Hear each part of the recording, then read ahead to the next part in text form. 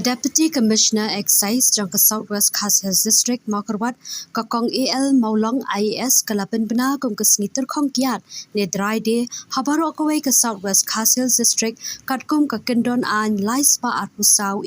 jangka ME Act Assam Excise Rules as adopted haka khatsan terek unai lar arja apnriu bagade ke ski jangka jingrakhe kesngi laitlo jangka ri India ne ke Independence Day celebration.